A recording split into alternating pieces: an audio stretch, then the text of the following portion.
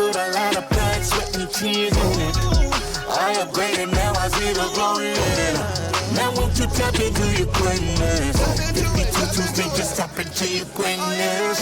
Through all of that. Hold up 1 minute. Yeah. Hold up 1 minute. Brooklyn, stand up. Stand Where's up, Brooklyn baby. at? Is Brooklyn in the building? Yes, Yo, if I sir. had some horns, I'd be dropping some horns right now. Bam, bam, bam, bam, Brr, bam. brr. Trinidad, yo, Trinidad and Tobago. Where my West Indians at? And it's Yo, carnival come on time, now. baby. It's carnival time. Let's go. I think it's time for you to spread your wings and fly. There is no time for you to make no alibi. I'm still good. I'm still good. All right, cool. All right. Ready? Okay, ladies and gentlemen, here we are back again. Another 52 Tuesdays. You locked in with your boy, your host, J Vega 360. You know what it is, man. 52 Tuesdays, where we unpack people's personal success stories and we talk about the things other people don't talk about. The nitty gritty, the behind the scenes stuff, the grind, the heartache, the pain, everything that comes with it. So that way you can get a real glimpse of what this thing really looks like when you decide to set out and go on this journey of this thing called success. So listen, tonight, man, I got a very, very special gentleman that we're going to be bringing on the show. I had the opportunity of meeting my brother Keron at the Legacy Wealth Builders Conference. You know, I was invited by my dear sister, Jamaica Morrison. You know, she was on season 1, the real estate queen of Connecticut. You know what I'm saying? Like, yo, she's doing her thing. She's throwing conferences. She got a podcast out now, too. You're going to have to check that out. I'll put the link in the description because that's what we do. We support one another. We all on our way up. So it's like, yo, there's room for everybody, man, because the only thing that I'm interested in is my audience being put in a position to where they can find value, to where they can have access to information that's going to be able to change their life. So, you know, I met this brother Keron at the Legacy Wealth Builders Conference. Yes, sir. And I'm going Yes, to tell sir. you, Appreciate you, George. phenomenal story. So I'm just going to give him a little back. Matter of fact, you give him your backdrop because, you know, it's like, why am I going to sit here and read off your bio while I got you on the show? You tell the story, man. It's your story to tell. Yes, sir. I appreciate you, George, man. I appreciate this opportunity for having me on your show. You know, George and I met, like you said, at the Legacy Wealth Builders Conference. And, you know, about me, I was born and raised in Brooklyn, New York, to immigrant parents from Trinidad and Tobago, both mother and father. They came here, you know, little to no education. They worked hard, grinded harder. I have a ton of siblings between both of them, 16 to be exact, more so on my dad's side because, you know, he's a Rolling Stone. So, you know, through all of that. Hold up 1 minute. Yeah. Hold up 1 minute. Brooklyn, stand up. Stand Where's up, Brooklyn baby. at? Is Brooklyn in the building? Yes, Yo, if I sir. had some horns, I'll be dropping some horns right now. Bam, bam, bam, bam, Brr, bam. brr. Trinidad, yo, 16 kids. Yo, 16. You know they don't be playing no games. No you know games, what I'm saying? man. So go ahead, brother. I just had to get that, get that in there real quick, man, because listen, we do the interview thing, but we gotta, I'm hip hop, so we gotta bring that entertainment value. You know, where Brooklyn at? Where Brooklyn at? Exactly. Yo, we got Brooklyn right here. Brooklyn's in the building. Right and he's here, about baby. to show you. He's about to show you that you can come from Brooklyn and you ain't gotta be in the streets. Yep. You can come from Brooklyn and you ain't gotta be a thug. Yes, sir. And you can still get to the bag. My man's a 34-year-old millionaire. He got a $1 million portfolio. So I'm gonna let him get back to what he's saying because I'm ready to get in this interview. I'm turned up. Yo, the energy is high. The Yes, energy is high. sir. Like we vibing on a totally different frequency right now. You know what I'm saying? Because we still on that Legacy Wealth Builders vibe. Yes, We ain't sir. come down yet. Yes, you know what sir. I'm saying? Keep it running. Keep our the foot on the net- gas. And the network is getting insane. So go ahead and go back to your story, man. I'm sorry to interrupt Yeah, you, man. no doubt, man. I appreciate it, man. I appreciate the hype, brother. You got me pumped up tonight, man. Yes, sir. So, you know, born and raised in Flatbush, Crown Heights, Brownsville area. You know, family all still lives out there. And we moved to Connecticut. You know, my mom and dad were never married. So my mom, she had 6, 3 with my dad and 3 with another gentleman. So she worked hard, worked full time, went to school full time, just to make sure that we had a great life, And it was a struggle, man. We were on welfare. We were on Section 8. We were on all that stuff, man. I'm talking, roaches and rats, Master Splinters running around in the crib, you know what I'm saying? But, she made sure that, we knew our morals, knew our values, and worked hard for wherever we wanted, man. So she came here, she finished her GED in high school, worked full time, went to college full time. She finished with her master's degrees. Yep. Then she applied to Yale University up here in Connecticut because she wanted to change the scenery for the children, for us to grow up, having a better life. So we moved to Connecticut back in 2005 when I was 15. And, that changed the trajectory of everything that, I've experienced so far. Wow. Bought a house. We had our own bedroom finally. Growing up, I had a bunk bed. We were doubled up on bunk beds, man. Room the size of a closet. You know what I mean? So it was definitely a struggle, man. And being able to make it out of that and then come up here to Connecticut, work hard. I got a job at 16. Never asked my mom for money ever since then. Just worked and hustled and bustled, man. And yeah, man. And I had my first kid when I was 20 and worked hard, got into law enforcement. Let me take the time to make sure your mother gets her roses on this show. Yes, sir. You know what I'm saying? Like we got to make sure she gets her flowers. Yes, sir. Because a lot of us come from that environment where mom's is the only one doing anything. I didn't have my father there. I had my stepfather for a number of years. You know what I'm saying? But for the most part, it was my mother putting in the work and doing things. And, and you just get to see the influence that she had on your life, like with her, getting the GED, going to college, going to Yale. Like, so that work ethic, that drive, and everything that she instilled in you by the example that she set is phenomenal, all while having 6 children. You know what I'm saying? And a lot of times people are out there and, they make excuses for what they cannot do. And that's a big part of what we do here at 52 Tuesdays. We take away the excuses. Because you know what? We got people that look like you, that come from where you come from, that have been through experiences that you've been through, and you know what? They made it. They made something of themselves. They came up out the trenches. You understand what I'm saying? And sometimes it's from a seed that was planted, from our mother or from our father or from a mentor from the community. These childhood experiences become the things that shape our reality into adulthood. So, and like I say, man, shout out to all the mothers out there, all the single moms doing their thing, working, busting their tail, doing double shifts just to put food on the table and give their kids the very best and set an example for their children. I salute you. Yes, I salute you. Yes, sir. We're gonna make sure Keron's moms get her flowers tonight, and all the other single mothers that are out there, and all the other mothers that are out there that are doing what they gotta do to provide for theirs and not making any excuses. We salute you and we give you your flowers because that's what it's really about. That's what it's really about. So, talk about how, those experiences, like you said, 16, you started getting money, so that way you didn't have to ask her for anything. So, looking at, your past experiences, how do you think it shaped your mindset to become an entrepreneur? Yeah, man. And, first off, having family that had values, even while we're being raised in the hood, you know what I'm saying, was a blessing. Because they made sure, I hung out with drug dealers. I hung out with gang members. Like, these people I call my friends. But at the end of the day, my parents and my grandparents and my family, they made sure that I wasn't running with those cats. They made sure that curfew was definitely instilled and I was in house by a certain time. And, and seeing that the life that presented to people at a young age, that's not the life I want. It made me even more hungry for when I turn 16. I want legit money. You know what I'm saying?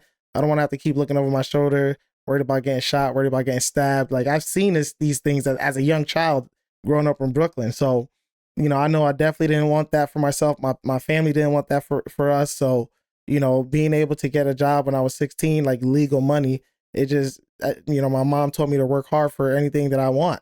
And, you know, when I turned 16, man, I was doing doubles. I was going to school. Like, I was hustling, man. I was making it happen. Became shift leader at 17. Like, I'm telling, you know, adults what to do, you know, during closing and stuff. Like, so from a very young age, I knew that, you know, I definitely wanted to go far in life the legal way. You know what I'm saying?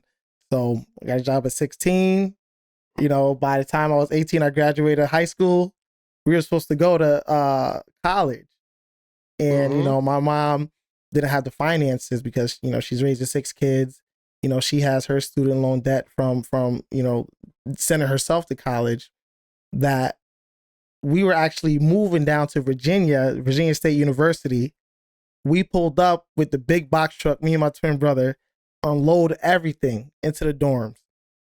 We go to the admission office and they tell us, nah, you guys can't go here. You know, you don't have enough money. You don't have enough money. Your mom makes too much money, so she'll have to pay out of pocket. And we're like, my mom is like, what? She's like, I'm raising 6 kids and I'm making $60,000 a year on top of all my bills that I got. Like, you guys can't give my kids anything to go to school here. And they're like, nah, ma'am, I'm sorry. So we had to pack everything back up and take the U-Haul back to Connecticut.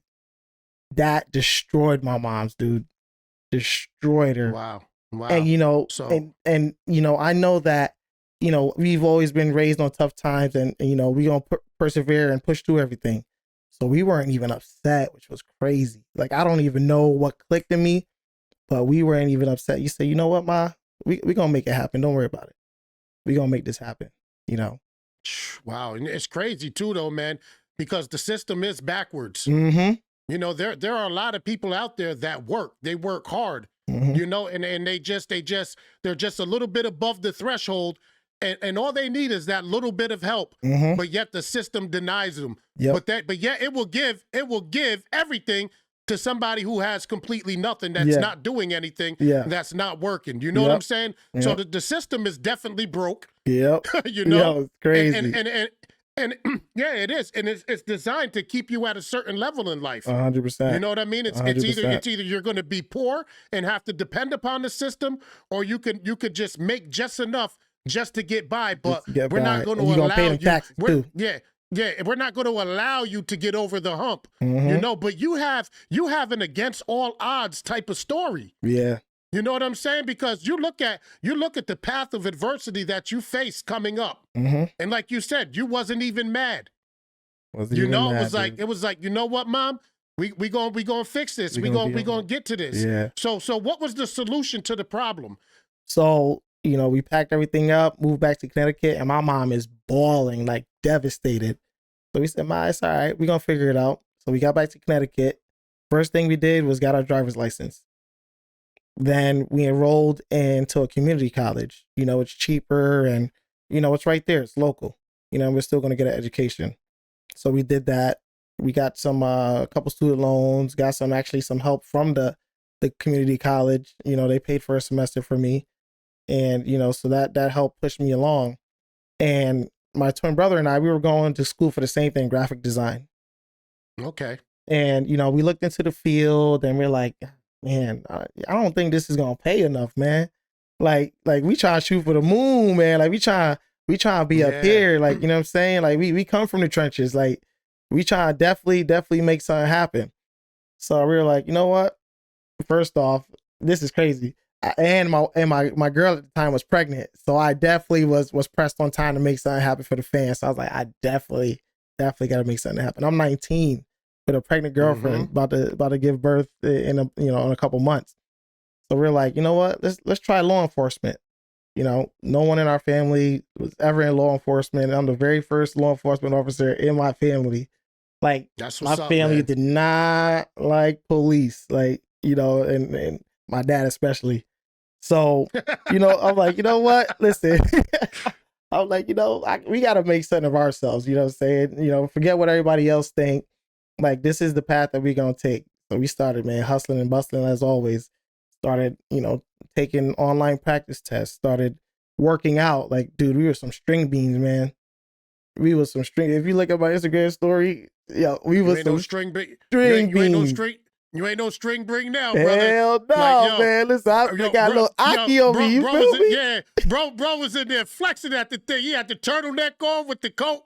Like, yo, I said, look at this dude, man. Like, no. Listen, you know, I was like, yo, but that's what's up, though. Yeah, yo, so, you got to take care of your body. Yeah, man. So, you know anything that, anything that we want to do, we put our mind to, and we know we're going to get it done. You know, it might not happen as quick as we want. Say that one more time. Listen, say that one more time, nice and slow and loud for the people in the back so they can hear that. You said something very key. Go ahead. Anything you want to do and you put your mind to, you can definitely go out there and get it done. You know, you just got to put the work in. If you put the work in, the results will show 100%. You know what I mean? You know, working out. We were string beans, like I said. We put the work in. Now, dude, I'm 220 muscle, 6'2", 220 muscle, bro. You know what I'm saying? And with the law enforcement thing, we studied, put in the work, put in the practice test, started applying. We got a bunch of no's. First off, because we're 20-year-olds, you got to be 21. But we knew, you know, we did some math. By the time, all right, we're 20 and a half. You know, we know it's going to take like 6 months for the process to play out and for us to get hired by 21. So that's what we did, dude. I got hired when I was 21 because I put the work in. I was hustling. And people were taking notice. So I got a bunch of no's from other departments. But I had a handful that was like, we see something here, you know. Come on, we're going to give you a conditional offer. Then I had that one department that said yes. And that set off this whole trajectory that I'm on right now, man. You know, 12 years in law enforcement. Yeah. Yeah. So you know what it is, though? Like, you know, a lot of people, they deal with rejection. Like when they go on their path of success, like rejection is a part of the process. Yeah. Like you may have to go through 1,000 no's just to get to one yes. You know what I'm saying? Like what they say, man, the guy that invented the light bulb 10,000 times, he got it wrong until the one time he succeeded. Yep. You know, so a lot of times I find that people that come from our communities and from our backgrounds, they let a couple of no's shut them down. Yeah. They let rejection stop them. You know what I'm saying? But you got to have that grit. You got to have that determination to be able to press through rejection. You got, and it's not really the no, it's the rejection. Yep. That holds you prisoner. But you got to know that's part of the game. And you just got to keep going and going and going and going. And all it takes is one yes to be able to change your life. 100%. You know, and another thing I want to say is that I think is unique about your story is like, you said you come from a family that hates police. Even your father. You know what I'm saying? And a lot of us, right, we're raised in our communities not to mess with the police. Yeah, yeah. You know what I'm saying? But the thing about it is, though, is when you can become one and change the narrative. 100%. You know what I'm saying? I'm a barber. You know, barbering has given me an opportunity to be able to connect with a lot of, you know, police officers and former police officers. Now, back in the days when I was in the streets, you know what I'm saying? Yo, it was like Biggie. If you ain't getting bags, stay away from police. Exactly. You know what I'm saying? Like, so you know, I ain't gonna lie. That was me. We couldn't have had this conversation 20 years ago. Exactly. But that's that mindset, though. You know what I mean? Yeah, but listen, but like, you know, you were able to change the narrative because we need more brothers in uniform. Yeah, 100%. To change that stereotype, to change that narrative. Yep. You know, to let people know, like, listen, man, you know, this is a position that you could be in because it can create opportunities for you. Yeah, yeah. You know, you have $1 million real estate portfolio, correct, right or wrong? Yeah. We ain't get to that part, but I'm just saying. But yet, you know, you're still on the force. You have a 9 to 5. You know what I mean? You defied the stereotypes from the community that you came from. You saw an opportunity. You said, hey, we're going to be the first to do it. Yep. Sometimes you got to be the first to do it. You That's what leaders do. Yep. That's what leaders do. For you young bucks that are out there, like, you know, that's what leaders do. Leaders are not afraid to take the path that nobody else wants to take. Because if he would have took the path that everybody else took in life, he probably would have wound up with the same results that everybody else got from taking that path. Yeah. And this is what's remarkable about your story. I appreciate You know, it's because it's bigger than your portfolio. Mhm. It's about who you are as a man, what has shaped you, what has made you, what has developed the characteristics and the attributes that you possess that have been able to help you find success.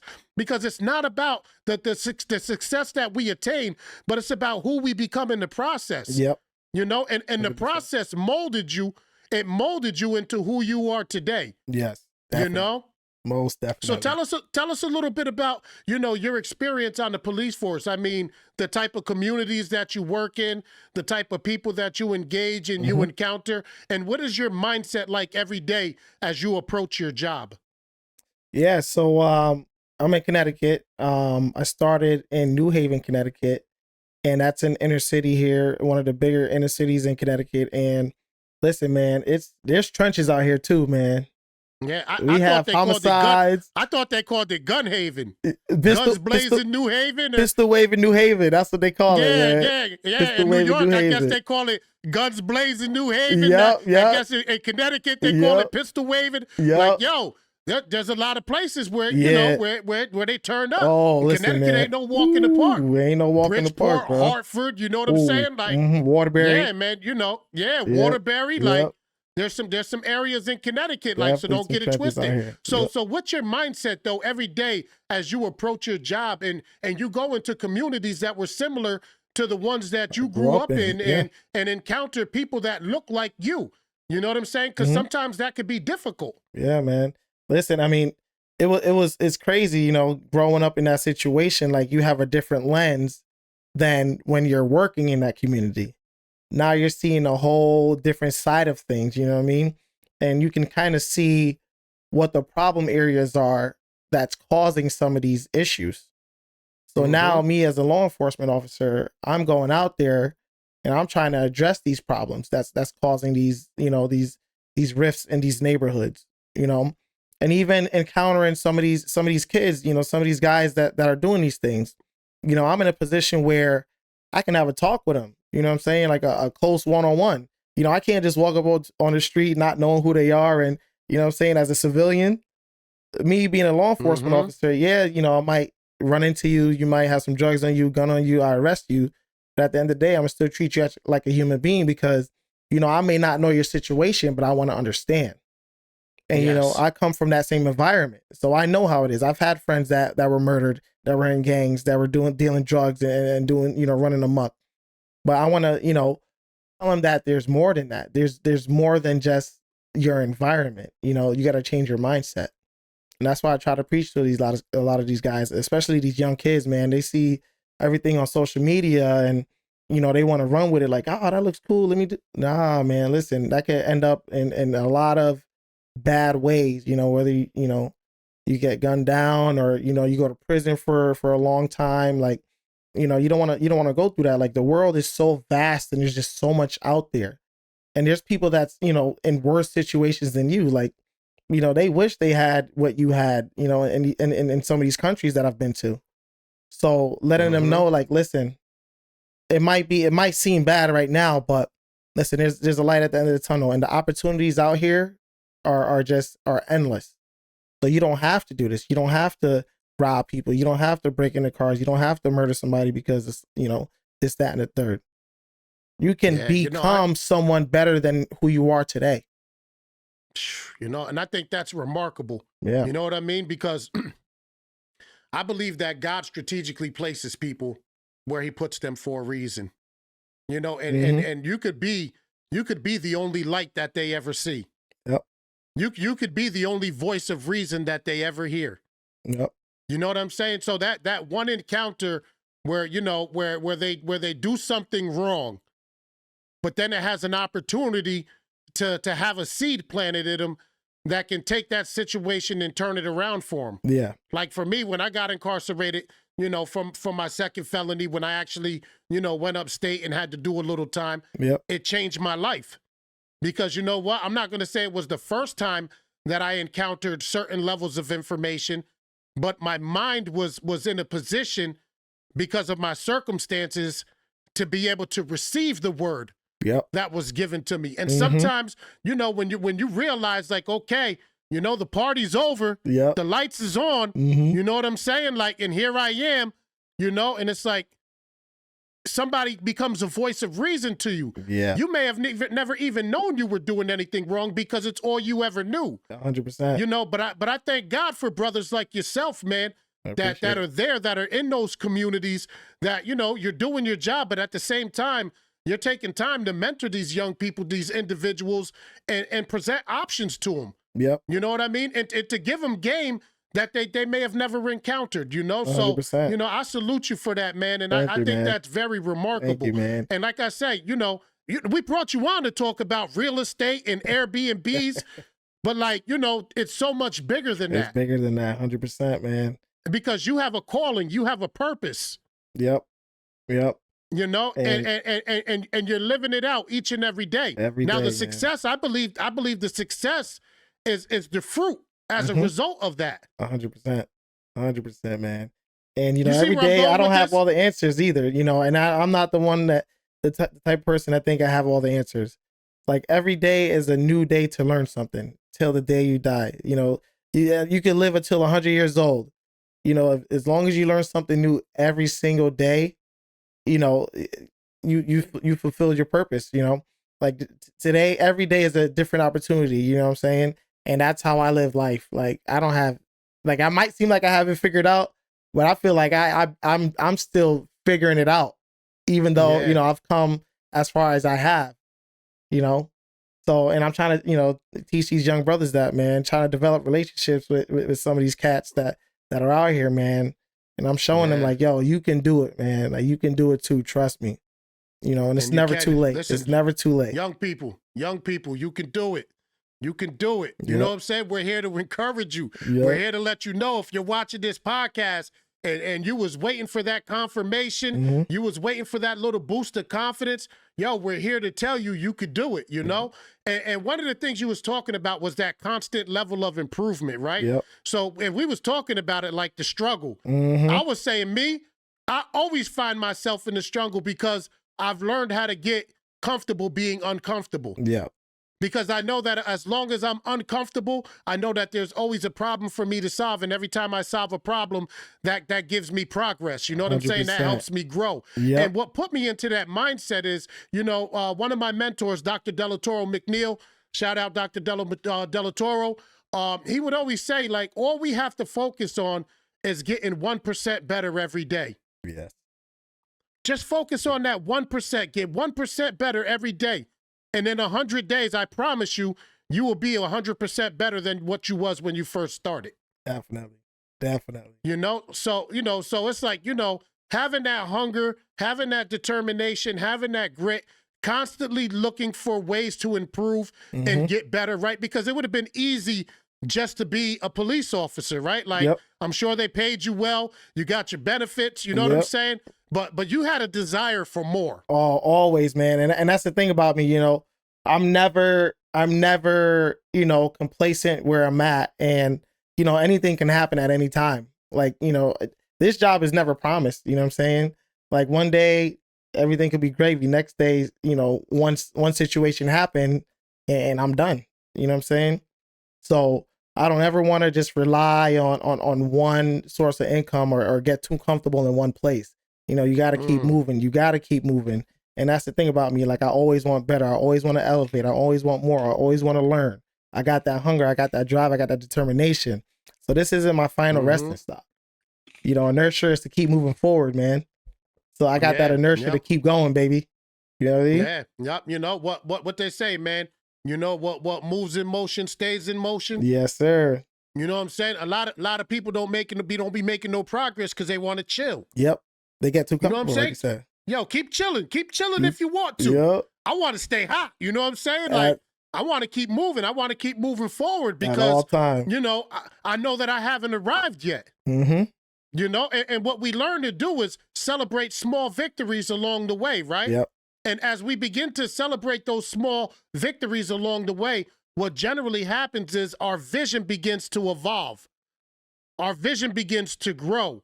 We begin to set our eyes on new sights. You know, so now we're going to talk about The real estate Yes, aspect. I sir. mean, I think this is what everybody's really coming here for. You know what I'm saying? Like, that I was just think a little that's, backstory of me. Yeah, now yeah, it's like time to the main event. even my lady was telling me, and she met Keron and had an opportunity to talk with him at the Legacy Wealth Builders Conference because we're interested in the real estate and the Airbnb thing, and he was sharing a tremendous amount of game, a tremendous amount of value, as it pertains to real estate, from long-term rentals to short-term rentals. And he was actually on stage at the Legacy Wealth Builders Conference. Stay tuned for that. Whenever the next one's up, we're going to put that out there because Yes, sir. that's one of those events that you really can't miss, that you should not miss, because there was bankers in there was real estate people in there was business strategic people in there, Flippers. the Black Business Alliance, investors, and I mean, it was crazy. I mean, there was so much game in the room. Everyone and in their bag. You gave away a tremendous amount of value as it pertains to the real estate game. So can you tell us how where your inspiration came for even getting started in real estate? Because there's so many different avenues that you can take as an entrepreneur to start a side hustle or to pursue something different. So, what facilitated your transition, and what sparked the interest in that? So what sparked my interest in that is, like I said, I always want more. I'm always hungry.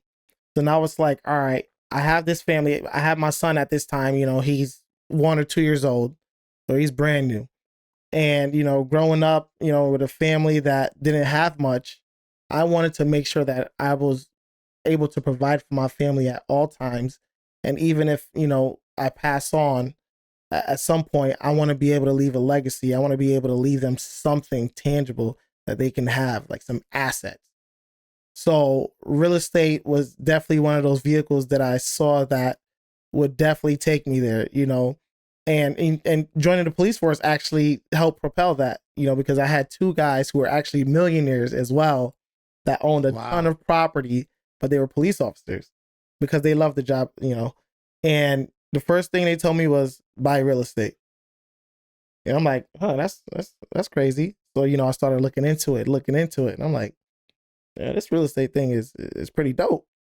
So, fast forward, I did my research, and in 2015, I bought my first house, my first duplex, when I was 24 years old. Wow. So you started out with a multifamily. Yep. And that's where I'm at today. I'm still living here. You know what I'm saying? I would get paid to live in my house, brother. So explain to him the mindset of, purchasing a multifamily right out the gate as opposed to purchasing your dream home initially. Yeah. So, most people, they want to go out, buy their single family home, like, oh, I want to have my dream house and all this stuff. But, you have all these expenses that come with that, and nobody's going to help you pay that.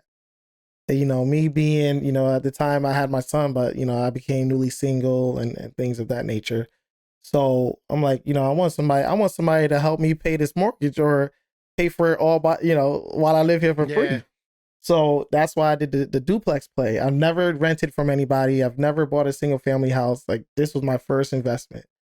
I lived on the top floor and I rented the bottom floor. So the bottom floor paid for majority of my mortgage. So now I'm only coming out of pocket a couple $100 to live in this, 3,000 square foot house. You know what I'm saying? And while I'm building equity, building appreciation, and building value within this property. Can you explain those terms that you just said? Equity, appreciation, value, for our listeners that don't know what that is, because, there's going to be people that don't know what that is. So we're going to have to break it down for them, so that way we can really put them onto the game. Yeah, no doubt. So equity is when you buy a property, what you owe on the property is the loan amount. So what you owe on the property minus what the property is worth. So let's say right now, I'll give you real-time numbers. The house that I'm in, I've lived here for 8, almost 9 years. It appreciated, which means the property went up in value. So that's what appreciation is. So the house appreciated. Right now it's worth $530,000. I owe just $260,000. So 530 minus 260, what we got there? Quick math. That's what, 280? 280,000. So I suck at math. yeah, so I have $280,000 in equity from a $20,000 initial down payment investment in 8 or 9 years. So if I was to sell this house right now, I would be getting over $200,000 cash in my pocket from a $20,000 down payment, and people are paying my mortgage.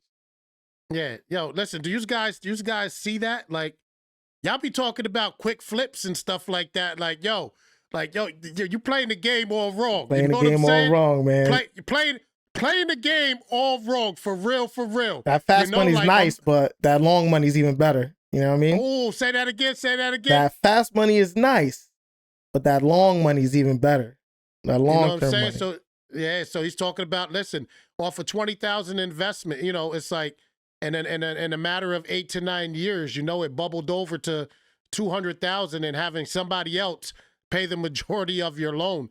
So like, what would you do with that 200,000? Like, you know, do you just let that sit, or do you pull it out and begin to invest it in other areas and purchase more properties? Like, what's your mindset behind that? So, you know, you could pretty much do anything you want with that money. You know what I'm saying? But what you do with that money, well, you know, help set the trajectory on your life. You know, some people pull that money out and go buy a car, or, you know, go shopping at Dior and all this stuff, because 200,000, like, damn, that's cash, baby. Nah, not me. I'm pulling that money out and I'm reinvesting it into other properties, which I did. So I took a home equity line of credit, which is a line of credit against my equity. So they let me borrow $50,000 against my equity, and I used that to buy another house that appreciated over $100,000 now, just off of that $50,000 investment in 2 years. Yeah, that's called having your money work for you, right? Having your money work for you, bro. You know, and somebody else is paying that house now too. Like, I'm not even paying that mortgage. Somebody else is paying that. You know what I'm saying? You see what I'm saying? Like, yo, this is what we trying to put y'all on to, man. This is real game. Like, you know, it's okay to work for money, but then once you get the money, you got to put the money to work for you. You got to make it work. You got to work smarter, not harder, man. Yeah, your money gonna work 100 times harder for you when you know where to put it and when you know what you're doing with it. And that's what we doing on 52 Tuesdays. We bringing people here to tell you what to do with your money.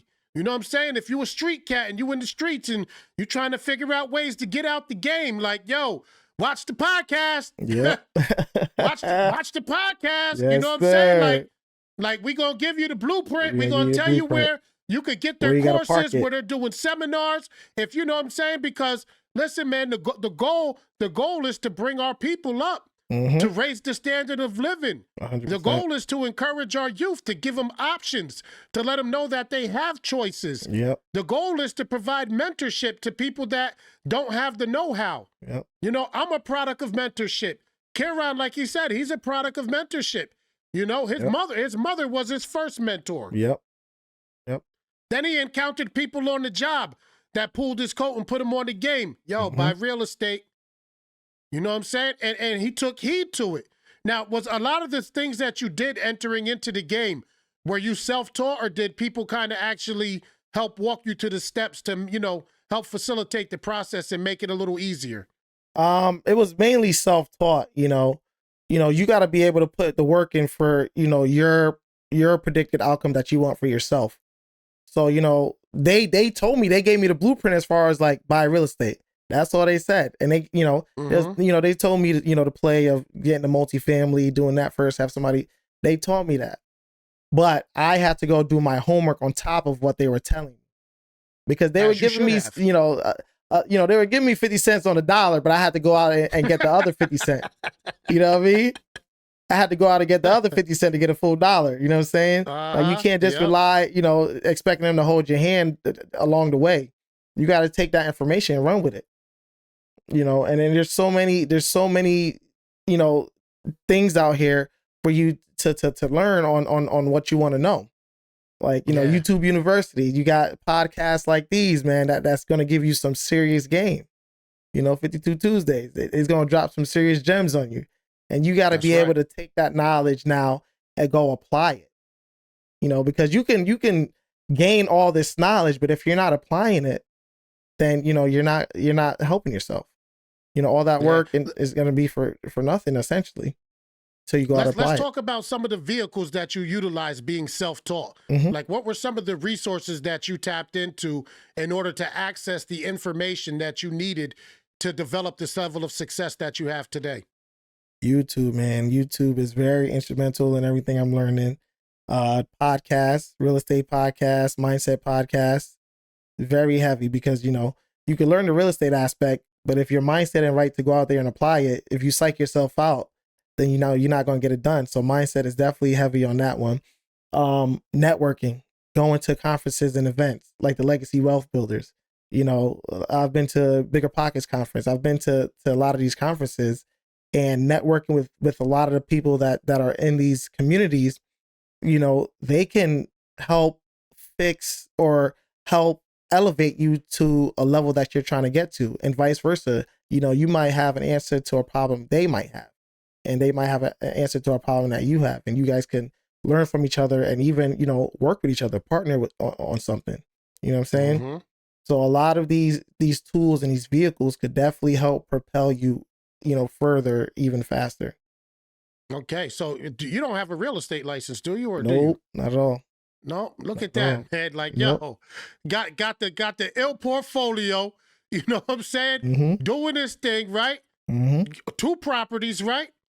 Yep. Let's talk about, but you control properties as well, right? Yep, I control properties that's not even mine. Yeah, like yo, you trade like yo, like It's crazy I what told you can learn listen, out here, man. I'm yo, telling that's you, what I'm it's saying. out Like here. yo, when I tell people like yo, I'm bringing you heavy hitters on the show. I'm Mhm. bringing you heavy hitters, like, you know what I'm saying? Yep. Because my man owns 2 properties, right? But he also controls properties through his management company. Mm-hmm. Like, talk about how that happened. You know what I'm saying? Yep. Like how did you? Because you know you do both long-term rentals and short-term rentals, right? Can you explain that to us and how you went from where you was with, you know, the one property, somebody living in it, like there was something that happened that clicked that let you know that there was, because we're going to keep using this word, there was more. You knew that there was potential for more. Yes. And then, you know, you had that paradigm shift that took you from the strategy that you were using, because you said your portfolio was built upon the layering of multiple strategies. Yes. 100%. So can we talk about that next strategy that you've employed Yep. in I'll order walk to you take through you to it. where you are today? Yes, sir. So, you know, I bought my first multifamily back in 2015, and I started gaining knowledge on short-term rentals, which, you know, Airbnb, for those that don't know what short-term rentals are. Airbnbs, VRBOs, you know, people stay kind of like a hotel. So with my multifamily, I had long-term tenants, and they were happening to move out. So with everything I was learning about short-term rentals, I went ahead and applied what I learned. So when they moved That's the out, nugget. Hold up. That's the nugget right Yup. there. He went ahead and he applied what he learned. Yep. Like, yo, we have to stop falling victim to like just acquiring knowledge and information and acquiring more knowledge and information and then getting mad when we don't get any results because Yep. we didn't apply Mhm. anything that we learned. Yep. Knowing is not enough. Nope. It requires the doing. Yep. So he learned some things, Mhm. and an opportunity presented himself. Yep. So he said, I might as well apply this knowledge. Yep. It's crazy how everything lines up, because as I'm learning this, my tenants came to me and said, "Oh, we're getting married. We're going to buy a house. We're going to move out." So instead of being devastated because they were phenomenal tenants, I'm like, wow, this is crazy how this lined up, because I actually want to do this Airbnb thing. And instead of me having to go out and buy another house right now, or, you know, find another property, I can utilize the vacant unit I'm about to have and apply what I learned. So I did exactly that. So once they moved out, I went downstairs, I furnished it, painted it, put furniture, made it all real nice. And I threw it up on Airbnb. So that unit went from making me $1,400 a month with my regular tenants. After I put it on Airbnb, it's been averaging me $3,000 to $5,000 a month for that same 2-bedroom, 1-bathroom unit. Come on, $3,000 to $5,000 a month. I went and applied what I learned for free, for the most part, for free. And it, you know, damn near tripled what I was making. So knowledge is key. Knowledge is power. When you go out there and you apply it, it will multiply and be fruitful, man. Like, it was crazy. So I did that and I'm like, but wait, there's more. Like, I know there's more out there. So now I'm learning, like, I'm gonna tell you, when you're on stage, that's got to be your thing. Mm-hmm. But wait, there's more. But wait, there's more. But wait, there's more. Yeah. But wait, there's more. You know what I'm saying? Like, you know, because we down with Flory. Flory, shout out, Awaken Defense. What's up, yo, Flory? We love you, Ma. You know what I'm saying? We love you. She's but like, phenomenal. She works on things like that with us. Mm-hmm. You know, I just went down there this weekend to her event. Yeah. So I definitely want to give her the shout out. Oh, yeah. You know, Awaken Defense, baby. Oh, you know I see you. I see you. Yeah, I went on you know, Wednesday, man. It was phenomenal, bro. It was phenomenal. Yeah, I have to do the plug. But I'm just going to say, like, you know, when you get on stage and you can continue to develop your speaking, because I'm seeing more stages coming your way. I'm seeing more people, you know, reaching out to you to be able to pull from you and gain access to some of your information. Yes, that more is something that you can build around. Yes, sir. Because that's it seems to be the theme, the resounding theme in your story. Yes. Is that there's always room for more, that you're always in pursuit of more. And I didn't mean to cut you off, but when, you know, because I do coaching too. Yes, sir. So when I see something as a coach, it's like, you know, when you see, like, okay, yeah, run with that. You know what I'm saying? We're gonna run this play because, you know, until they can stop it, we're gonna keep running this play. Yep. And I see that more for you as a play, as something you can build around, you know? Yes, sir. So, you know, we'll talk about that later. So go back to what you were saying, man. Yeah, no doubt, man. So, you know, that started generating me some money. I'm like, okay, now I gotta figure out how to get my next place. So that's when I went back into my bag. I went back to the YouTube. I went back to the podcast, and I start learning about tapping into your equity. I'm like, all right, I got some equity here. I got, you know, 6 figures in equity. All right, let's see what I can do here. So that's when I learned about the home equity line of credit, the HELOC, they call it for short, home equity line of credit. So that's pretty much like a revolving line of credit on your equity that you can borrow against to make purchases. So more so smartly, it's smarter to make real estate or investment purposes with that money. So I went ahead and did that. I learned that, and then I applied that. All right, that's when I hit up Jamaica. I said, hey, there's this house over here that I like. I want to go buy it for Airbnb. Here, I got my credentials. Here we go. She was like, all right, bet. When you want to go see it? I said, tomorrow. She said, all right, what time? I said, noon. She said, sounds good. She set it up. We went and saw it the next day. I said, I want it. Put an offer in, got it accepted that next week. I had that house within, less than 60 days? And she was like, that was probably my smoothest transaction that I've ever had. But I used that $50,000 line of credit, home equity line of credit, to put as a down payment for my next purchase that I also turned into an Airbnb. So it's a single family house, 3 bedrooms, 2 bathrooms, 2,000 square foot, you know, yard space, everything. Nice, quiet dead end street that I bought for $400,000. Right now, in 2 years, it already went up to over $500,000 in value. So between the two properties, I have over $1 million in my portfolio. Getting back to, you know, what you were saying. Come on, man. You know what I'm saying? And that's just from an initial, you got to understand, that's just from an initial $20,000 down payment. If you think about it. $20,000 turned into a couple $100,000. And then I use that couple $100,000 to turn into another couple $100,000. Yo, you sound like Jay-Z right now. Yo, you sound like Jay. That's my idol, dog. Yeah. That's my idol, man. Yeah, I hear it, man. I'm like, yo, he's on this Brooklyn stuff right now. You know what I'm saying? Yes, 20 sir, down to 50 down, 50 down to 100, 100 to $1 million. Yes, sir. And that's where we try to get to. That's the next step. Yeah, he's on his Brooklyn wave right now, sir. Man. Yo, you gotta excuse the brother from cutting up, but I get passionate when I talk about this. You know what I'm saying? Because you should be. I was never taught this. You know, coming from our community, we're never taught these things. So, you know, with the access to the resources we have to go out there and figure it out ourselves. And you know, everything's not going to be perfect. Everything's not going to be peachy keen, but as long as you gain the knowledge That's something no one can ever take away from you. That's right. And then when you go out there and apply it, now who's gonna tell you something, man? You doing what you gotta do, man. You doing what you gotta do. You know what you know now. So even if you were to lose everything today, even if I was to lose every single thing today, they can't take away my knowledge. And I'm gonna go out there and I'm gonna apply it again. Get right back to where I was at. So, yo, you talk about everything ain't, it ain't easy street. You want to talk about some of the obstacles that you faced in your real estate journey, some of the hardships? Because I'm sure, like you said, you had good tenants on your first one. Like, have there been any issues with the Airbnbs? And because people always say, well, what if they break it up? Well, I mean, there's insurance for that. Yeah, you know what I'm saying? Or what if people do this? But there's always something, a provision to be made for it, because all your what ifs are excuses. Yep. You know what I'm saying? And it's like, a lot of times people don't want to engage and set out because they're afraid of the what ifs, but the what ifs happen. Yeah. Do you have a couple of what ifs that happened in your journey? Oh, yeah. Since you've been in real estate? Of course, and those are legit questions, but you can't let that stop you from, doing what you have to do. Because what if you didn't do it? And now you missed out on a couple $100,000 in cash flow because, you psyched yourself out. But no, definitely I had a bunch of what ifs, and, I went out there and I learned how to get around that.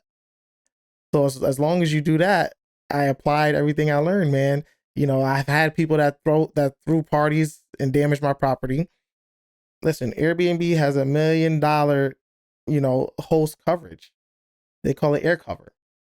So if somebody damages your property, you got to take all the documentation, take pictures, get receipts for what it's going to cost to repair or replace those items. And, you keep a paper trail. And then you bring that to Airbnb or, whatever platform you have. And, you make these claims and, you try to go after the person that booked your property that caused the damage, And if they refuse to pay, then Airbnb will pick up that tab. And then, that person that created that damage, they're not going to get away. They're going to get blacklisted off the website forever. Yeah. So if they try to join Airbnb again or try to book a place, they're blackballed. They're done. So that's the way around it. And there's a lot of blanket coverages in place. Like I have insurances in place where, if somebody damages my property or my house catches on fire and I can't rent the property no more, I have rental coverage loss. All right. So what's the average of the last, 3 to 6 months that I was making on Airbnb? They will pay me that out as the property is getting repaired because of rental coverage, rental loss. You know what I'm saying? See what I'm saying? And it's like, these are the tips and the tricks and the strategies that people need access to. You know what I'm saying? And we're giving it away for you here, so one of the things I want to encourage you guys to do is look him up online, go to his social media, follow him. Like, he's about to take off to a whole nother level now. I mean, he's been doing podcast after podcast after podcast, speaking events, you know what I'm saying? Grinding, doing this thing. Like, I know a star when I see one. You know what I'm saying? Like, I really do. Like, I know when somebody's about to take off, when they on the launch pad, So, as you begin to develop your information, you're going to be doing coaching. You're going to be doing mentorship. You're going to be doing Zoom calls and possibly creating a community and creating courses. Yes, like this is the guy that you guys want to get with. You know what I'm saying? So I encourage you to look him up online. Where can they find you at online? I'm on Instagram, man. My Instagram handle is at Keron Bryce, REI. I'm going to spell it out for y'all. It's KeronBrycerei. That's my Instagram handle. You can find me there. And, I post videos on real estate, Airbnb. I got my family stuff up there, a little bit of mix, Yeah. But you letting them see it all, like you say, Yes, sir. Yes, sir. You're not just putting up there the wins, but like, you say the family, and I see family is very, very important to you. Very important. Everything I do is for them, man. They are my why. You have to have your why in what you do. My family is my why. They are the reason why I'm doing every single thing that I'm doing today to make sure that I leave a legacy for them and they have everything that I never had. you know, as a kid. Like my kids, all my kids have passports, man. Like they've been to, some of my kids been to 2-3 countries already at 2 years old. Wow. You know what I'm saying? I didn't get out the country till I was 24. I didn't have my passport till I was 24, man. I didn't visit, you know what I'm saying? I ain't get out to the country until I was in my 40s. Yeah. Listen, it's never too late though, but you know what I'm saying? You wanna have a different lifestyle for real, bro. Yeah, but yo, it's crazy, right? We was at the event with Florian. You know, you know how she does her raffles? Mm-hmm. And it was like, you know, has anybody, you know, been out, whoever's been out the country the most? Yo, one girl was out the country 33 times. She's visited 33 countries, right? Wow. Then there was a little girl that raised her hand, right? 12-year-old, phenomenal young lady. Wow. I mean, she was so smart and so in tune, like blows my mind. I can't wait to see, you know, what she becomes down the road. You know what I'm saying? Like, and I'm sure that's what her parents instilled in her. You know what I'm saying? So that's what we're trying to do for our. Well, her mother says that. Her mother says, I bring her to these events because this is what she's going to learn. Mm-hmm. You know, and the little girl she was so sharp, it was ridiculous. But she's been to 5 different countries. I only been to 2, and that was on a cruise. I ain't even stay long. Yo, it's crazy, man. Yeah, I had to get back on the boat. Yes, I couldn't even stay long, man. I had a day pass. But yo, that's one of the things. Is like, yo, like my man says, man, citizens of the world. You know, but when you create opportunities for yourself, it gives you that freedom to be able to go out and to explore the world, to do different things. You know what I'm saying? To be able to do those things with your family, to give your family a life that you never had growing up, to open up their perceptions and to allow them to experience the world around them. So, you know, so that way, you know, they can become so much more than what it is that you ever was, because that's always the goal. Like you said, you want to leave them assets, tangible things. You know, you want to leave them a legacy. And that's really what this is about. This is about, you know, like Jamaica's, you know, legacy wealth builders conference. Like, let's build wealth, you know, and leave a legacy to our children. 100%. And, you know, it all comes through information, you know, but I feel like what's been missing, and I'm so grateful for the opportunity that we have now through YouTube and the social media to be able to raise up mentors in our community for our people. You know what I'm saying? Like, because we didn't have that visibility before, or that access to each other to allow the information to be able to flow freely. Exactly. You know, and now we have that, and we could take advantage of that and really put our people in a position to win and change the narrative in our communities. 100%, 100%, brother. You know, and you know, the people before us, you know, that might not be where we're from, they've been doing this for centuries, man. For centuries, you know what I'm saying? Like, we now catching the wave. So we got to take hold of this opportunity of this time and really seize it and run with it and make the most and make something of ourselves and of our communities. Like, you know, we can't have any more excuses on why we can't. Everything is out there for you. Like, you can. You just got to say you can. That mindset, you know, you need that mindset shift to say you can. And there's going to be roadblocks. It's not going to be easy at all in the slightest. I ran into many roadblocks, but it's how you get around those roadblocks. And then you use those as learning lessons. So, you know, when you run into that again, you could juke it and you know, do the spin around and go around that roadblock. So, you know what I'm saying? Yeah, I'll tell you one thing, man, the struggle ain't easy. Nope. You know what I'm saying? So if it ain't easy over here, why am I going to fear it being a little difficult over there? Yeah, exactly. You know? And one of the things I want to clarify, I really do want to make this clear. When I say people that look like us, I'm not talking about blacks and Latinos. I'm talking about people that come from the struggle. You know what I'm saying? And struggle comes in all colors. Like, we're speaking to all audiences. We're talking about people that come from the same type of environments that we come from. People that come from the same mindset that we come from, to where there's not enough because we was raised in an environment where there was lack. And when what we're doing is like, we want to make you aware of the supernatural abundance that's available to all people. So, you know, when I say people that look like us, I talk about the haves and the have-nots. But fortunately enough, there are some people that have, right, that care enough to give to the have-nots.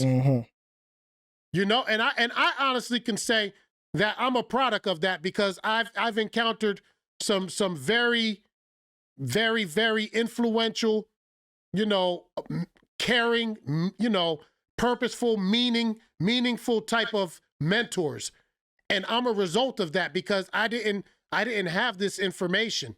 I didn't have access to it. Mm-hmm. You know, but there were people that were in a position that was kind enough to share with me.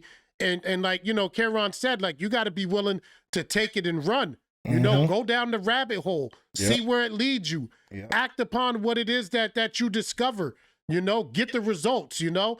And that's one of the things is like, you know, we gotta be in a position to where it's like, you know, oh, I'm about to do to where I'm actually doing. Yes. Yes. And it's when you start to do that you get the results. And when you get the results is when you begin to experience the benefits. And when you experience the benefits, that's what creates the time freedom. So that way you could get back to family. Exactly. You know what I'm saying? Because that's what we were talking about, how important family is, you know? And a lot of us, you know, we ain't out here grinding just to be grinding. You know what I'm saying? Like we trying to grind so that way we could get to a point to where we flow. You know, because, I got to shout Dr. Della Toro out again, right? Because I used to always say that when I come to the, like, yo, I'm grinding. He said, well, you know, anything that grinds eventually wears away. Ooh. Ooh. Ooh, I like that. I like that. Yo. I like that.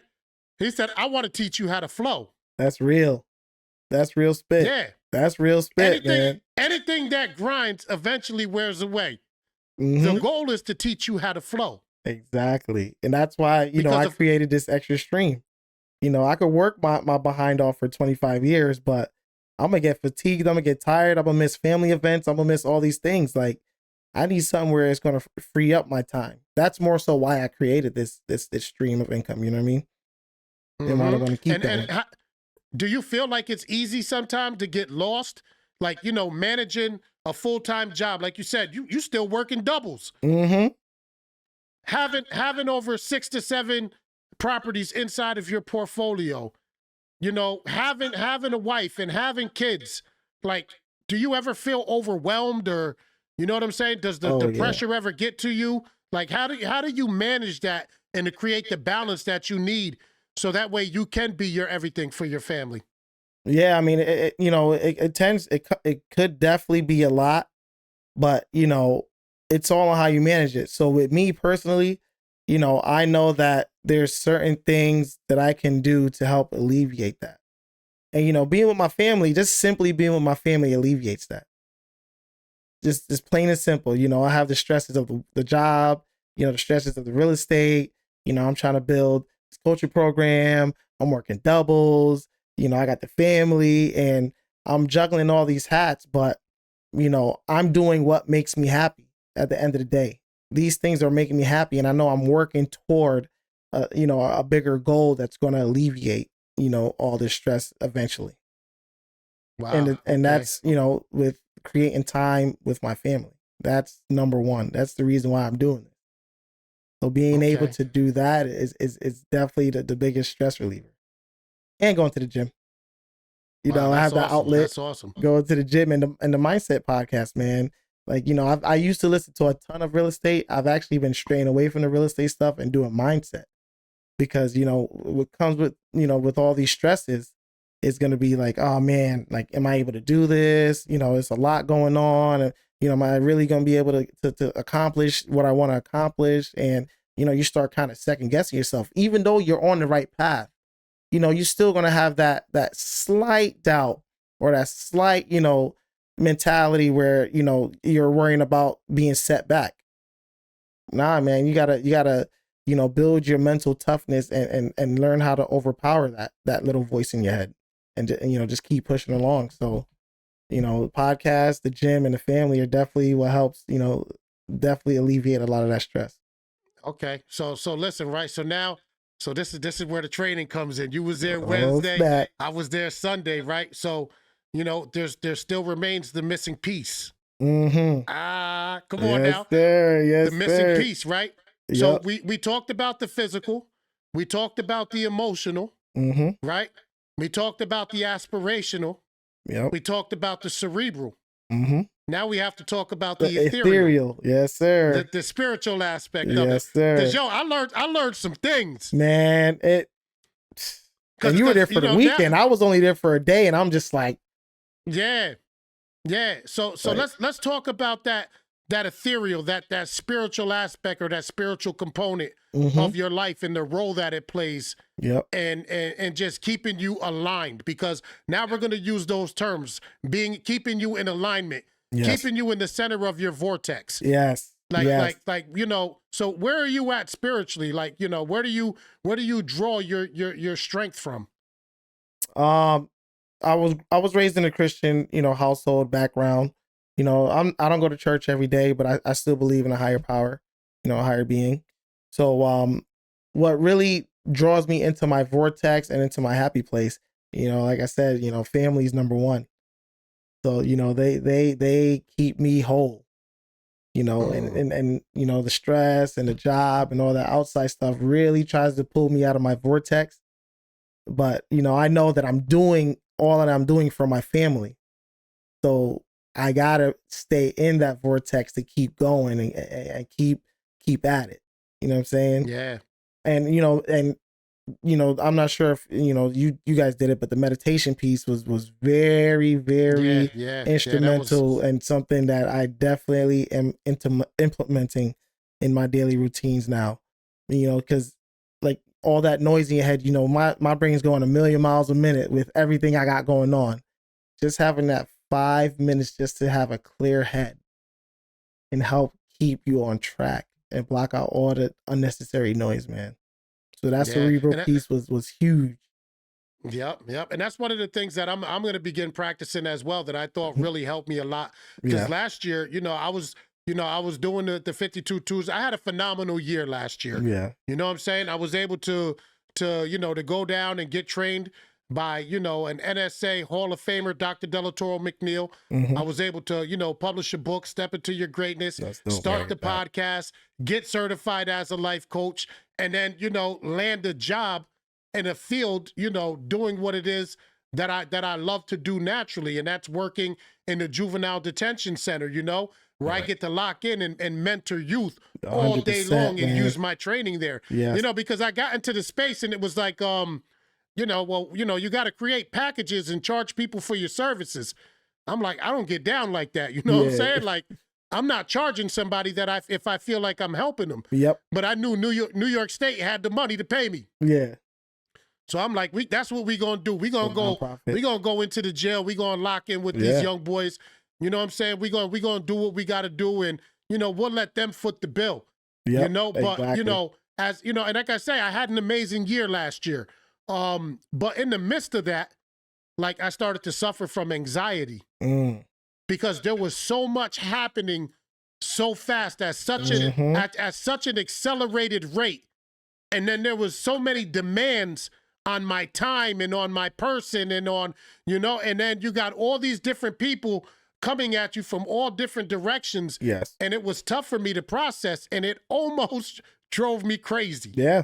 You know what I'm saying? Real, so, so, I went and I got counseling, you know what I'm saying? I, shout out to my counselor, Pastor and Raymond you definitely Burgos. need that. You definitely, I'm so grateful and that's for a him. big piece, coming from where we from, what's counseling? Like, what do you need counseling for, man? Just man up. Nah, listen, man, with everything you're dealing with, because I've been to counseling before, and it's not, because I'm going crazy or anything, but, I need somebody, to talk to other than my family and, other friends and stuff like that. I need somebody, an outside person, to hear me and hear my thoughts and, to resonate with and, get their feedback on what I can do. Yeah. And that's huge. And it's crazy, right? So like I was saying, like, that, and then like you were speaking on the meditation, like, that just added a layer to my life that, you know what I mean? Because the crazy thing was, right, I'm meditating, and as we're meditating, like we're talking about just releasing, and as I'm in that, and I'm meditating and my mind is quiet, I heard God speak to me and tell me, you've learned how to forgive others, but you have yet to forgive yourself.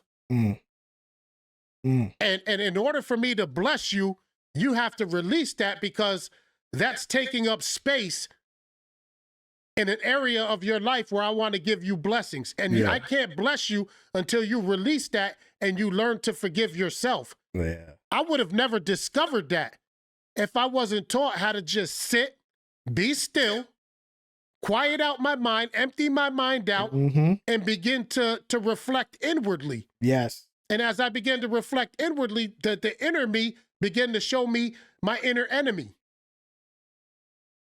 And then that's true. You could be your worst enemy. And these are things that, these are mental, cognitive brain function, whatever type of practices that ultra successful people do, and they do it on a regular. Yes.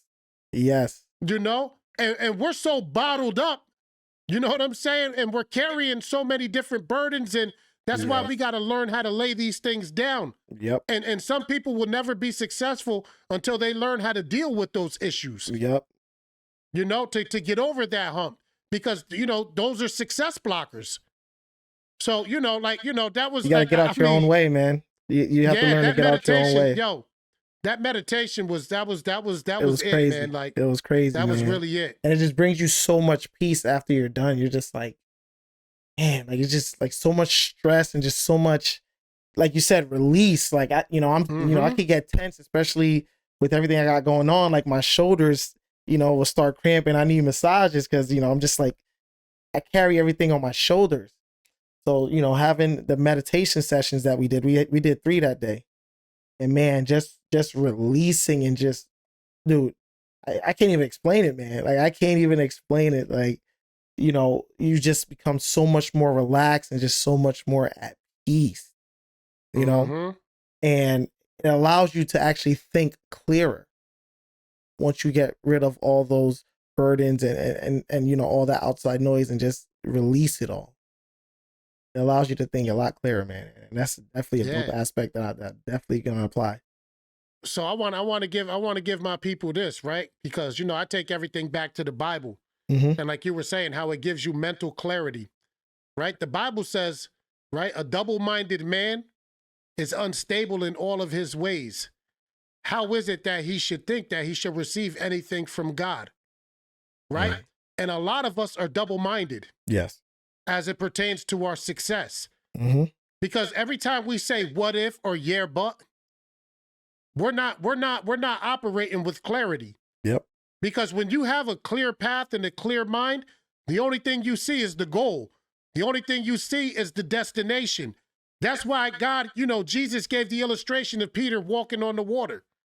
As long as he kept his eyes on the promise, as long as he kept his eyes on Jesus, he was able to do the impossible and walk on water. Exactly. But the minute he took his eyes off of the destination, off of the goal, off of the prize, off of the Christ, whatever it is you want to call it out there, and he began to look at the waves, and he began to look at the winds, the what ifs and the buts, he began to sink. So clarity of mind can literally propel your success. Yes. And that's why I'm excited, because, like I say, me having access to this now and knowing what my success blockers are, identifying what those things are. If I thought last year moved at a fast pace, baby, I better buckle up. You know what I'm saying? You can address those. You can address those, hit those head on. Exactly. And now you open to the vast majority of what your blessings are to come, man. And it's powerful, man. It's some real powerful stuff. Yeah, we gotta keep our eyes single. You know what I'm saying? Sir. Like, yes, sir. We gotta keep our eyes single, and it's like, I'm excited, man. I'm excited. I'm excited to have met you. I'm excited to be a part of the same network with you. Because Jamaica and Flory, they're building something very special. Yes. And just to be a part of it is a true blessing, man. It's a true blessing. It really is, Yes. And I look forward to partnering with you with some things, because like I say, I always give the plug, and I'm always going to plug my guys in. Yes, I got sir. my guys over at Optimized Funnels. Yeah. You know what I'm saying? Like, all the tools and resources that you need to be able to conduct business inside of the digital space for entrepreneurs, realtors, whatever it is that you do, you know, they're the complete business solution. And it's through utilizing the technology of artificial intelligence, having automation, so that way you can spend time with your family. You know, and it's like, you know, so, you know, it's a beautiful thing to see all the dots beginning to connect. Yes. You know what I'm saying? And, you know, another thing I want to do is, you know, I want to take time and I want to shout out our sponsor, man. You know what I'm saying? Sick PCS, my boy Big Mike. If you're looking to elevate your gaming and your streaming and your workstation experience, do it with Sick PCs, man, where reliability, transparent pricing, and smart spending collide. Our systems are designed to impress, ensure that you get the most out of every single dollar you spend. Your journey to excellence begin here. Sick PCs, making sure you receive unparalleled performance and truly receiving the best PCs in the game. And yo, here's the plug. You go on there, you hit that promo code, you put in there 52 Tuesdays, and we're going to give you $50 off on any PC. That's dope. You know what I'm saying? So, and Big Mike's a part of the network. So, you know, that's my production manager. So if there's anybody out there and, you know, we building, we a family, we a network. We don't hide the resources. Exactly. We take everything that we have and we make it available to our community because that's the only way we going to come up. I'm not withholding anything. If I encounter somebody and somebody has impacted my life, I'm shouting them out. I'm making their name known. I'm giving you access to them. That's what it was always about for me, was about going out there and acquiring the resources to be able to empower my people. You know, so here it is, man. I'm name dropping. You know what I'm saying? Look these people up because they've impacted my life tremendously. Meeting Keron has impacted my life tremendously. Absolutely. You know, and like I say, you know, the conversation we had at the conference, we didn't even know each other, man. And by the time we left, it was like the connection was there. Our ladies was kicking it together, and you know, we building. So it's like, yo, man, strong, you know, man. There's something very magical that's taking place right now. Yep. You know, and you gotta inside get of in the these game rooms, and man. inside of the space. You have to get inside these rooms. You know, you never know who you're going to meet. You know, that connection you'll make, that network you'll make, you know, it's very powerful and it could definitely change the trajectory of everything, you know, in your life that you got going on. For sure. Yep. For you sure. know, so it's like, yo, Keron, I want to thank you, man. We had a very good interview. This I is could amazing, probably brother. stay on here all night and we could All chop it up. night, you know what I'm bro. saying? Like we might have to save something for later. We might have to do a part 2, man. Let's go, You know what baby. I'm Let's saying? go, man. Cause listen, man, once you start developing that curriculum, pumping it out, doing the coaching and stuff like that, that's gonna be a whole nother interview. Yes, and sir. you know what? I want to be a part of that journey with you. Yes, sir. And developing that and what you got going on, man. Like I really do want to work with you and offer whatever resources I have available with you and do whatever I can to help to get to where it is that where you're going, because you do have a tremendous amount of value to be able to share with the world. And, you know, like I said, I got some resources. I got some know-how. It's like, yo, let's work, man. You know what I'm saying? That's what we're here for. Definitely gonna need to tap in with that for sure, man. No doubt, man. So, listen, man, you know, send my regards to your queen. You know what I'm saying? I always, you know, we always acknowledge our ladies on the show. You know what I'm saying? Because you know what they say, man, behind every strong man, there's a good woman, right? Yes, sir. Yes, sir. It ain't always the case. It ain't always the case. But you gotta find the right one. You know what I'm saying? You gotta find the right one. Let's see. But in our case, it is. When you found the right one, you got the right one. You know what I'm saying? That's it. You know what I'm saying? They can definitely help launch you as well. Because they're a power couple. Yo, I seen a post. She said when your man works hard to retire you at 31, I believe it is, right? Yep. And she said now use both work hard together to retire me. Yes, sir. Yes, sir. Yo, listen.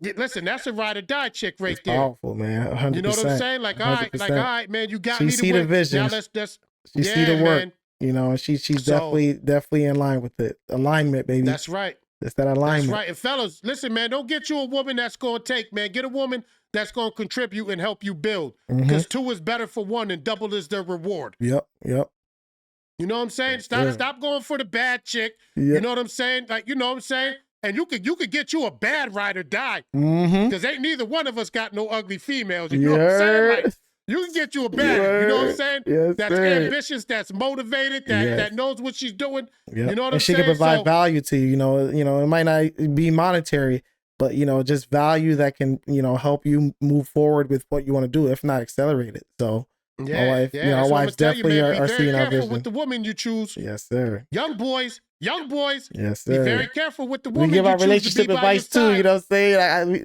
Everything, whatever you need, man. Yeah, Tap in. But you know what? Like, but you're doing your thing, man. You're building a beautiful family. You got what? You got another one on the way, right? Yes, sir. At the end of May. This one's gonna be a surprise. Man. We don't know if it's a boy or a girl. I have 3 boys right now, so fingers crossed for the girl, because I need that little softness in my life, and as long as they're healthy, that's all that matters, man. That's it, man. But we'll take that to the Lord in prayer for you, man. Yes, sir. Yes, sir. Lord, give him a baby girl, Father. I appreciate you, Joe. Amen. Give him a baby girl, Father. You said you'd give him the desires of his heart, Father. Yes, sir. We working. Come on. Bless the brother now. Yo, so you plan on following in your father's footsteps? Nah. No. Not that big. I don't mind a good amount of family, but not that big. I would definitely need more properties. You know what I'm saying? But I'm gonna need to buy a whole apartment complex at that point. Everybody get an apartment. I feel you, man. But hey, you have the means to do it. Yes, sir. Yeah, well, no doubt, man. Keron, I want to thank you for stopping by, man. Thank you, George. Appreciate you having me, brother. We're connected now. That's it. You know what I'm saying? Sure. We're connected. We're gonna work whatever resources I have available to be able to help you. Just reach out, let me know. You know what I'm saying? Anytime I stumble across something that I think could add value to what it is that you're doing, I'll make the connection. Yes, sir. I always tell Same people, here, man, brother. I'm a resource. Yeah, I like connecting the dots. dots. I like connecting people to other people that can, you know what I'm saying, help people get, because that's the game. That's the way it's done. Yes, sir. And I get value out of that as well, helping others.